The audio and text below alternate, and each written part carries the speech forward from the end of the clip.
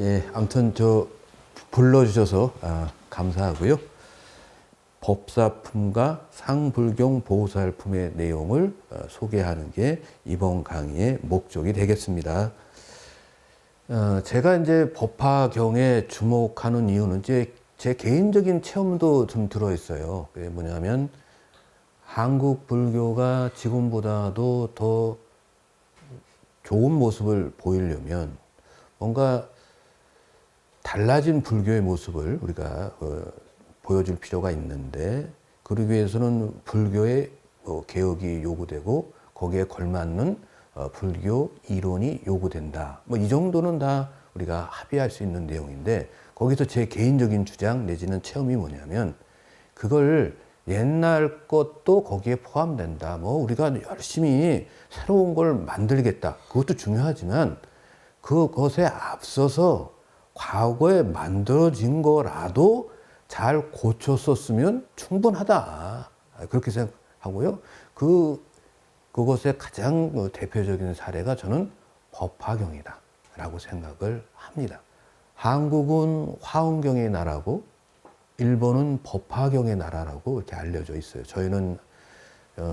저희가 천태종이 고려 때까지는 살아 있었고, 그 다음에 조선 전기 때 결국 종파가 통폐합되면서 사라졌죠. 그래서 저희 강원 커리큘럼에 법화경이 들어있는 경우도 있고 안 들어있는 경우도 있다가, 결국은 이제 저희가 이제 조계종 강원 커리큘럼에는 이제 법화경이 거의 안 들어있죠. 그래서 사실은 한국 조선불교 내지는 최근까지 법화경이 내용에 비해서는 좀 제대로 평가받지 못했다라고 하는 생각을 하고 있고요. 일본은 우리하고 달리 법화경의 나라더라고요. 어느 정도로 법화경이 널리 익히고 있냐면, 일본에 우연히 이게 학술 발표 때 논문을 발표하러 가거나 아니면 그냥 여행 삼아 같이 끼워서 갔을 때, 저희가 이제 글쟁이들이니까 책방을 가서 보죠. 보는데 법화경 번역서들이 꽤 많고요. 근데 그 중에 이제 아무 책이나 골라서 봤습니다. 법화경 뽑아서. 근데 법화경을 번역한 사람이, 일본은 불교계 신종교가 많아요.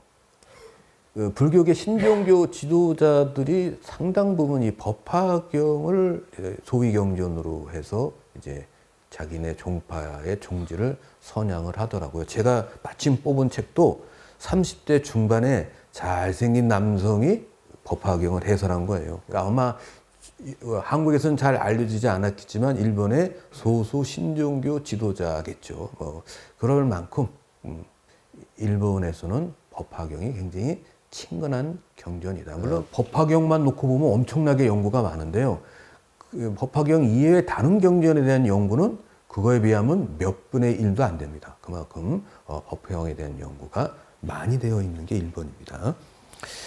그래서 우선요, 여기 제가 써놓은 걸 보시면, 법화경은 경전 가운데 왕이라고 말해질 정도로 불교 경전 가운데서 널리 익히고 있는 경전이다. 이렇게 한국에서 이렇게 말하면 좀 이상하죠? 일본 학자들이 이렇게 얘기를 하고 있는 거. 경전 가운데 왕이라고 말해질 정도의 내용을 저는 처음에는 수긍하기가 좀 어려웠고요. 법화경을 좀 공부하고 그러면서, 진짜로 법화경은 이 법화경을 제작하신 분들이 대승불교의 이념을 전파하기 위해서 아주 노력하고 그런 것들이 다 모아서 만들어진 그런 뛰어난 경전이다. 저는 이렇게 말씀드리고자 합니다. 법화경은 독송하기 아름다운 경전이다 되어 있고요. 또 법화경에서는 이 경전을 간직하고 독송하는 공덕에 대해서 말하고 있다고 했는데, 제가 왜 경전 가운데 왕이라고 말씀드리고자 하냐면 두 가지 측면이 있어요. 하나가 비유입니다. 다른 경전에도 비유가 있습니다만은 특히 법화경에는 비유가 굉장히 많아요. 어떤 주장을 하면 그 주장에 대한 비유가 반드시 들어있고, 그 비유가 많은 사람들의 신금을 올리고 있습니다. 비유. 너무 어려운 얘기 필요 없거든요. 사실은 좀 문학성이 있어야 돼요. 그런 측면에서 비유가 그 법화경의 비유는 계속 저희가 활용할 수 있는 것들이고요. 두 번째, 저희가 제대로 잘 모르는 내용 중에 하나가 경전마다 다 개송이 있죠. 그리고 이제 법화경에도 개송이 있는데, 개송이라고 하는 게 시예요, 시. 근데 사실 지금 저희가 한문 번역본, 한역본을 보면 사실 이런 느낌을 받죠. 열심히 본문 읽고 개송 부분에서 또 내용 반복을 해서 사실은 짜증이 좀 나요. 왜 한 소리 또 하지? 그런데 이제 그게 저도 산스크리트가 안 되는 사람입니다만은 이게 아마 산스크리트 원본을 보면은 이게 아마 틀림없이 시적 아름다움, 미학적 요소를 고려했을 거예요. 그러니까 저희가 한글을, 그러니까 한글로 된 아주 뛰어난 시를 영어로 옮긴다고 쳐봐요. 뭐 저희가 뭐 김소월의 뭐 나보기가 역겨 가실 때에는 죽어도 눈물 아니 흘리오리다. 이걸 영어로 번역하면 어떻게 번역해요? 예.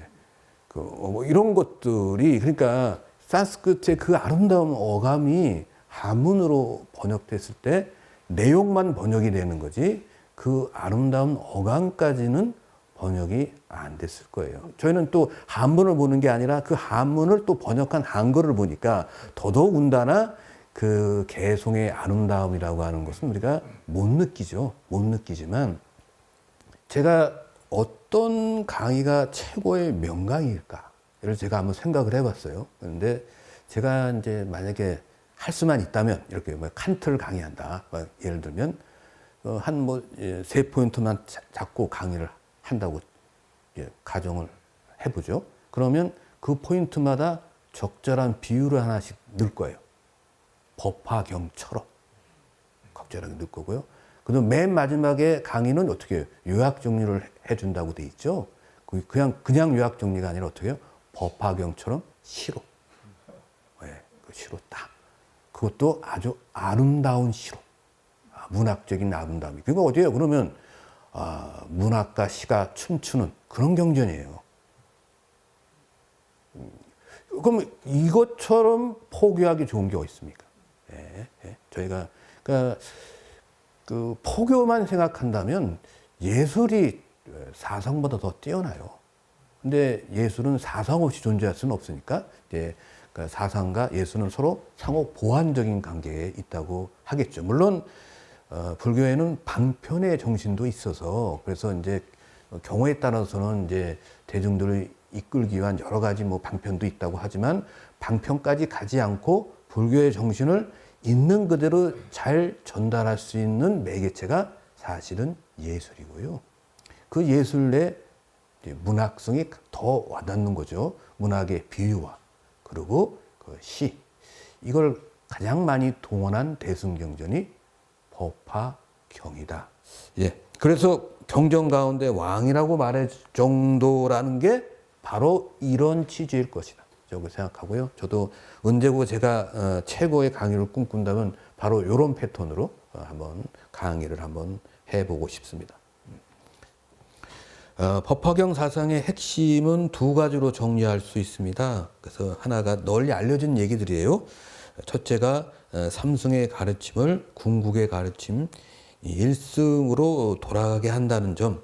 한문 용어로는 저희가 회삼기일이라고 하는 말을 씁니다. 그래서 회가 뭘 했자고요? 삼은 삼승을 회통시켜서 일승에 돌아간다. 그래서 삼승의 가르침을 궁극의 가르침인 일승으로 돌아가도록 하는 가르침. 이게 법화경 주된 내용입니다. 이 내용에 대한 비유가 무려 4개나 있어요. 그래서 이제 성문, 영각, 우리 보살승을 얘기하잖아요. 그래서 보살승은 대승이고 성문은 소리 성자에 들을 문자에서 부처님의 육성의 가르침을 들은 제자. 그러니까 직계 제자들이죠. 그러니까 이걸 저희가 뭐 대승불교에서는 소승불교라고 말합니다만은 어쨌거나 전통의 제자 그룹이 있고 대승불교 그룹인 보살승이 있고 영각승은 학문적으로는 명료하지 않습니다만은 저희가 이제 사전적인 용어로는 부처님의 제자는 아니지만 영기의 가르침을 깨달은 분들 이렇게 알려져 있어요. 그래서 이제 결국 그 모든 가르침은 다 일승으로 돌아간다. 깨달음의 세계로 돌아간다. 또는 궁극의 가르침의 세계로 돌아간다. 그러니 우리가 뭐 소승이니 대승이니 하는 그런 구분을 할 필요가 없다라고 얘기를 하는 거고요.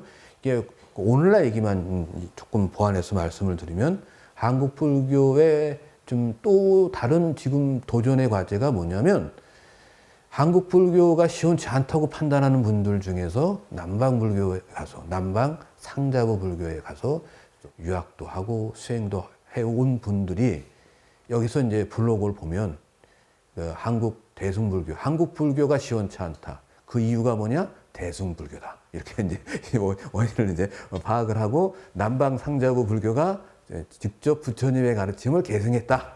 그래서 대승불교는 다 문제가 있는 거다.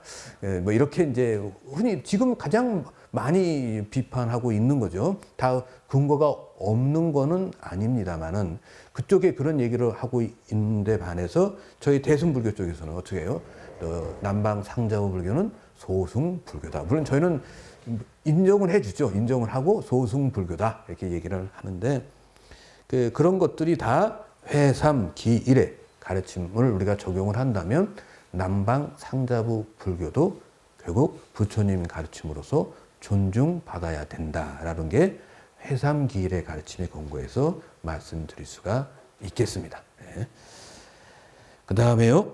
둘째, 이미 오래전에 석가모니는 부처가 되었다는 것입니다. 이를 구원실성의 부처님이라고 저희가 이제 부르고 있는데요. 그러니까 구원실성을 보면 그러니까 오래전에 석가모니가 부처가 되었다는 말인데요. 구원, 오래전이죠. 오래전에 실제로 이루어진 부처님. 그러니까 여기서 이제 대승불교의 어떤 특유의 불타간이 드러난다고 그러는데요. 그러니까 저희가 이제 초기 불교의 가르침은 뭐예요? 석가모니 부처님도 인간적인 측면이 있잖아요. 그래서 설법을 하시다가 등이 아파서 자기 대신 사리불이 대신 설법을 하도록 요구한 경우, 뭐 이런 경우가 있어서 뭐 초인적이고 뭐 그런 측면이 없는 건 아니지만 인간적인 측면도 드러나다가 부파불교 시대로 들어가면 그것이 점점 사라지고 초인적인 그런 신격화란 말을 쓰면 좀 아무튼 그런 유형의 아무튼 현상이 벌어지다가 대승불교 오면 그거에 이제 아주 극점에 이른다고 봐야겠죠. 그래서 어떤 일이 나오냐면 이미 부처님은 금생에 태어나서 출가해서 그래서 이제 돌을 닦아서 부처가 되고 열반에 이른 것이 아니라 이미 오래전에 까마득한 오래전에 이미 부처가 되었는데 방편으로 나타날 뿐이다라는 점 법화경에서는 말하고 있습니다. 이게 열의 수량품이에요. 그래서 고래로 법화경 사상의 핵심은 이 두 가지를 말하고 있습니다. 그래서 법사품하고 상불경 보살품 내용을 소개하는 곳으로서 좀 앞에 개론적인 내용을 좀 보완을 해드리겠습니다. 법사품의 내용은 이제 법화경을 널리 펴는 법사가 되려면 어떤 마음 자세로 이제 임해야 되는가 하는 내용이에요. 보시면 법사품에서는 자비의 마음을 갖고 인용의 마음을 내고 모든 존재가 공하다고 보며 법화경을 전하기 위해서 끊임없이 노력해야 한다고 말하고 있습니다. 이게 총론이에요. 이게 전부입니다. 이걸 이제 조금 더 그러니까 자비심 첫째, 인욕의 마음, 공, 그리고 끊임없이 노력, 정진. 초기 불교에도 다 대부분 나오는 얘기죠. 물론 공은 안 나옵니다만은. 그래서 불교, 특히 대승불교의 두 가지 가르침이 핵심이에요. 하나가 지혜로서 공, 그 다음에 자비죠. 공과 자비가 대승불교 가르침의 기본적인 어떤 근거라고 할 수 있고요. 거기에 공과 자비는 이미 드러난 거니까 거기에 법화경에서는 뭘 더 말하고 있냐면 인욕의 마음을 말하고 있습니다.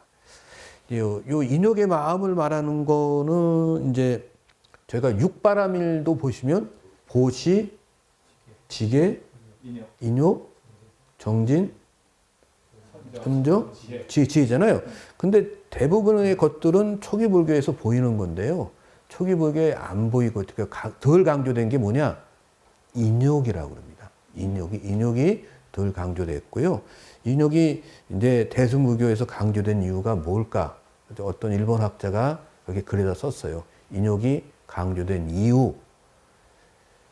이 대승불교가 요즘으로 치면 신종교예요. 불교계 신종교입니다. 신종교가 어떻게 이단으로 이게 그게 딱 낙인 찍히기 쉬운 것이고 박해가 없지 않았을 거예요. 근데 불교의 특징은 뭐냐면 부파 불교가 20개 부파가 있다고 그러죠. 20개 부파가 서로 어떤 교리적인 논쟁은 있을지 몰라도 어디 뭘 박해를 했다거나 이단이나 이게 없어요.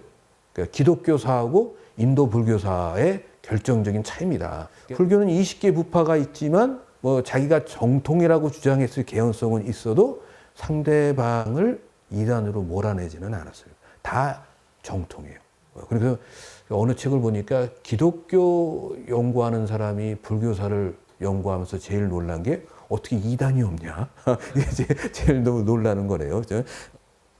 그런데 그런 전통이 있다 할지라도 그래서 부파 불교, 전통 부파 불교 교단에서 신생 대승불교 교단에 대해서 자비의 마음으로 대했다 할지라도 아마 밑에 일반인들의 수준에서 내려오면 그게 아마 그랬을 리가 없죠.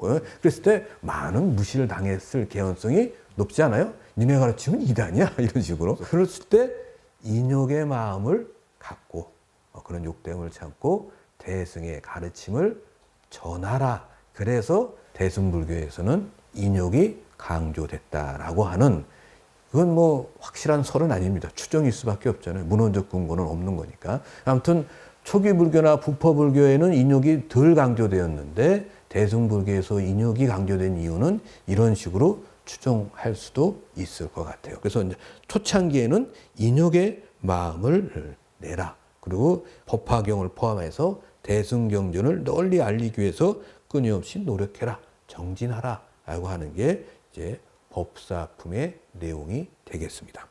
조금 더 그걸 이제 경전의 내용으로 이걸 확인해 보겠습니다. 법사품에서는 열의 방에 들어가고 열의 옷을 입으며 열의 자리에 앉아서 사부대중을 위해서 이 법화경을 말한다. 이게 법사품에 있는 내용인데요. 굉장히 유명한 말입니다. 그 다음에 설명을 하고 있어요. 여기서 열의 방은 모든 중생에게 큰 자비의 마음을 갖는 곳. 열의 옷은 부드럽게 인욕하는 마음, 유아 인욕의 마음을 말하는 것이고요. 열의 자리는 모든 존재가 공이라는 것입니다. 이러한 경지에 머문 다음에 게으름이 없는 마음으로 모든 중생과 사부대중들을 위해서 이 법화경을 말해야 한다. 그러니까 법화경을 말해야 한다는 건 이제 법사의 조건이잖아요. 이 법사가 되기 위해서 열심히 부지런히 그리고 또 이 법화경을 비난하고 대승불교를 비난하더라도 어디 가서 무시당하더라도 끊임없이 참고 그걸 이제 법화경을 전해야 되니까 인욕의 마음. 그리고 대승불교의 가장 핵심적인 가르침은 공이니까요. 공. 그래서 공과 자비에 인욕을 더 추가한 것이 법사품의 내용이다. 이렇게 말씀드릴 수가 있겠어요. 근데 그러면 이제 가장 어려우면서도 또 많이 언급되는 게 뭐냐? 공이죠, 공. 공이 뭡니까? 이렇게 물으면 굉장히 당황스러워요. 그래서 내가 그 다른 분들 설법을 가끔 봐요. 우연한 기회에. 그러면 공을 어떻게 설명하시나 하고 들어보면 공은 공이에요. 더 이상 설명이 없더라고요. 그 설명을 더 안 하시더라고요. 그게 사실 설명하기가 정말 난처해요. 난처한 게. 근데 난처하고 좀 비판을 받더라도 어떤 형태든 간에 한 번은 풀어야 한다라고 생각을 합니다. 왜냐하면 다들 공을 안 푸는 이유가요. 공이 의미가 여러 가지로 쓰이고 있어요. 그래서 이렇게 말하면 다른 경전을 들고 가서 아니라 그럴 수가 있고 그래서 뭐라고 말하는 만큼 손해예요. 그냥 공이라 그러면 공도 몰라? 그런 것도 모르고 불교이냐? 이러면서 그냥 넘어가면 되는데 다 하는 거 아니야? 근데 도대체 공이 뭐냐? 이렇게 말하면 명료하게 설명하기가 굉장히 여러 의미를 함축적으로 담고 있어요. 그런데 그래도 가장 중요한 의미는 결국 집착의 마음을 비운다. 집착의 마음을 놓아버린다가 가장 가장 큰 어떤 줄거리고요. 그 이외에 여러 가지 맥락 속에서 공이 아마 쓰이고 있다. 이렇게 저는 뭐죠? 그래서 요즘 그 어느 뭐 기사를 읽어보니까 대기업 임원으로 있다가 바로 그 퇴사하는 그 순간 모든 것을 비운다. 그렇게 나오더라고요. 그래서 그런 식으로 그게 바로 공일 것 같아요. 대기업 임원으로 있다가 내가 누군데 이런 생각하면 아마 퇴사하고 나서 아마 적응하기 어려울 거예요. 적응하기 어렵고요. 저만 해도 제가 내려놓으면 안 되는 건 뭐냐면 제 후배가 뭐 갑자기 저보다 잘 됐다. 그러면 제가 제 후배한테 가서 머리 굽히기는 그건 정말 어렵더라고요. 그건 선배님이나 동기한테 가서 아주 뭐 이렇게 아쉬운 소리는 해도 후배한테 가서 이게 뭐 아주 뭐 아쉬운 소리 웬만해서는 그게 좀 어렵더라고요. 그래서 아마 그 퇴직하고 이민 가는 분들 심정은 그렇게 이해를 해요. 그러니까 이민 가서는 거기 다른 나라니까 거기 가서 내려놓긴 쉽잖아요. 기득권을. 그런데 한국에서는 그 자기가 뭘 했다는 걸 내려놓기 쉽지 않죠. 예. 그래서 그런데 결국은 내려놔야 모든 일도 잘할 수 있고 내려놔야 결국은 건강도 도모가 되고 모든 일을 풀어놓는데 집착의 마음을 비우는 것처럼 중요한 것은 없는 것 같아요. 그리고 이제 사부대중을 위해서 이 법화경을 부지런히 말해야 한다라고 되어 있죠. 그래서 이게 이제 법사의 조건인데요. 저는 불교 경전을 또 해석하거나 불교 사상을 해석하거나 할 때 저는 그게 불교만의 특수한 영역에 어떤 적용되는 것이 아니라 우리의 일상사에 그대로 다 적용되는 것이다. 그러니까 법사가 되기 위해서는 이 네 가지 조건을 갖추어야 한다는 건데 우리가 사회생활을 하기 위해서도 이 네 가지 조건을 갖추면 좋다 이거예요. 다른 건 모르겠어요. 특히 뭐요? 부드럽게 인욕하는 마음은 갖지 않을래야 않을 수가 없지만 그래도 이거를 인욕 안 하고 사는 사람이 어디 있어요? 스트레스 안 받고 사는 사람이 어디 있습니까? 싫든 좋든 인욕을 하거나 인욕을 당하거나 둘 중에 하나죠. 저희 사회 사상을 인욕으로 보면 인욕을 하거나 인욕을 당하거나 둘 중에 하나예요. 근데 인욕 당하지 말고 인욕을 하자 이거예요. 인욕을 하자. 그래서 저희가 어떻게 삶을 살아야 할 것이냐라고 저한테 물으면 인욕의 마음 그리고 자비의 마음 이게 자비의 마음도 다른 분야는 모르겠어요. 학교 선생이 돼서 학생들을 가르칠 때는 학생 개개인에 대한 사랑의 마음, 자비의 마음이 있을 때 훨씬 더 강의의 어떤 뭐라 그럴까요? 퀄리티가 올라가고 강의가 재미가 있어요. 할 맛이 나요. 모든 것을 다 해봐야 결국은 뭐 안다. 이렇게 말하면 뭐 그것도 사실이겠습니다만은 좀 우리가 불교를 통해서 지혜를 연마할 수 있다면 그러면 안 가보고도 그것의 부질없음 그런 것들 우리가 허망함을 알 수 있다면 얼마나 좋아요. 공이라고 하는 것이 우리가 꼭 추구해야 될 만한 그런 가치 있는 내용이다 이렇게 믿고 있고요. 그 다음에 정진이죠. 노력. 그 다음에요. 법화경의 상불경 보살품의 내용이 되겠습니다. 그래서 법화경 상불경 보살품에서는 가르침을 전하는 상징적 인물로서 상불경 보살을 말하고 있습니다. 그러니까 법사품에서 이런 네 가지 조건을 가지고 우리가 법사로서 가르침을 널리 전하라 하는 거죠. 그것의 상징적인 인물이 상불경 보살입니다라고 말씀드릴 수가 있겠어요. 그래서 법화경에서 제시하는 이상적 인간상은 상불경 보살이다. 이렇게 말씀드렸고 있겠고요. 한문을 제가 의도적으로 썼어요. 상불경 보살은 상항상이고요. 불경은 가볍게 다른 사람을 경시하지 않는 늘 다른 사람을 가볍게 보지 않는 보살이에요. 이 말은 모든 사람이 다 불성을 갖고 있고 그래서 부처가 될 수 있는 존재이기 때문에 어느 누구도 가볍게 여기지 않고 존중한다, 존경한다 이런 의미가 담겨 있는 그분이 상불경 보살이고 이게 법화경에서 이상적 인간상으로 제시하는 인물입니다. 상불경 보살품에서 상불경 보살은 모든 사부대중을 예배하고 찬탄합니다. 나는 그대들을 깊이 공경한다. 왜냐하면 그대들은 보살도를 행하여 미래의 부처가 될 것이기 때문이다.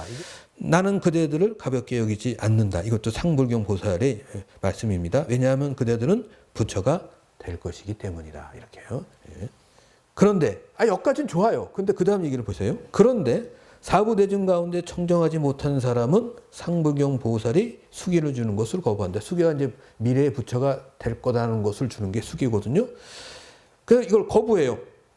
그래서 이제 좋은 말이잖아요. 덕담인데. 그런데 청정하지 못한 사람 추정컨대 어떻게 해요? 대승불교가 아닌 다른 뭐 상자부 또는 우리가 이제 부파불교 교단 쪽에서 이거에 대해서 긍정적으로 안 봤다는 거겠죠. 상불경 보살은 이처럼 욕을 먹더라도 화를 내지 않습니다. 인욕이죠. 상불경 보살이 그대들은 미래의 부처가 될 것이다 라고 말할 때 여러 사람이 몽둥이로 때리고 돌을 던진다. 그 다음 얘기 있어요. 그러면 상불경 보살은 멀리 도망가서 큰 소리로 말하기를 나는 그대들을 가볍게 여기지 않으니 그대들이 미래의 부처가 될 것이기 때문이라고 말하고 있습니다. 그래서 상불경 보살이라고 하는 것은 모든 사람들이 미래의 부처가 될 것이라고 하는 수기를 주는 분이에요. 근데 거기서 끝나는 게 아니라 그렇게 좋은 말이잖아요. 맞는 말이고 이런 옳은 말을 전하는데도 불구하고 이유 없이 다른 사람부터 욕을 먹으면 양반이에요. 욕 먹고 나아가 폭력을 행사하는 거죠. 그래서 몽둥이로도 맞고 돌로도 맞고 이런 거죠. 그러면 저 같으면 그런 일이 있으면 2번 다시는 안 할 것 같은데요. 저 같으면 이런 좋은 일을 하는데 그럼에도 불구하고 폭력이 미치지 않는 범위에 나아가서 거기서 다시 한번 얘기한다는 거 아니에요?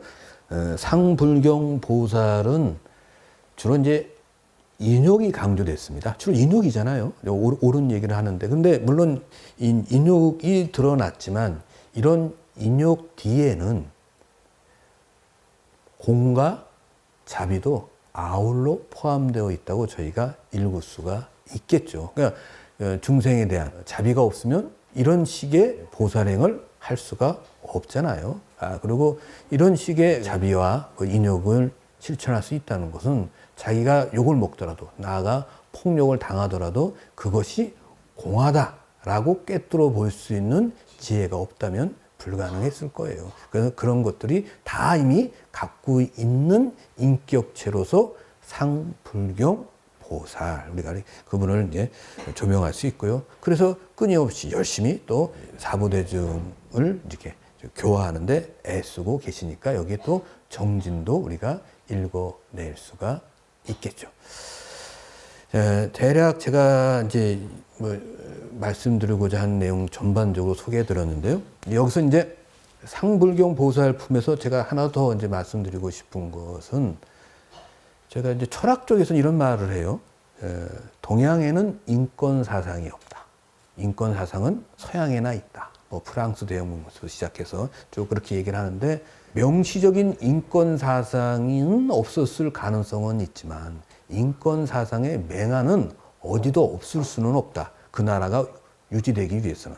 그럼 상불경 보살이 모든 중생을 존중하는 것이 인권 사상의 하나의 원리라고 읽을 수는 없습니까? 이유는 뭐예요? 종교적인 이유죠. 모두가 부처가 될 존재이기 때문에 빈부, 귀족이냐 천한 사람이 이런 걸 가리지 않고 모두가 다 존귀한 존재이다라고 이렇게 말하는 것은 그것이 사회 사상 속으로 얼마나 투영이 되고 그것이 그래서 그 당시 사회에서 얼마나 집행이 됐느냐는 것은 별도로 하고 인권 사상의 원형으로서 그 가치는 충분히 가지고 있다 이렇게 말씀드릴 수가 있겠습니다. 이게 제가 이번 시간에 전하고자 하는 메시지였습니다. 이상으로 강의를 마치겠습니다. 감사합니다.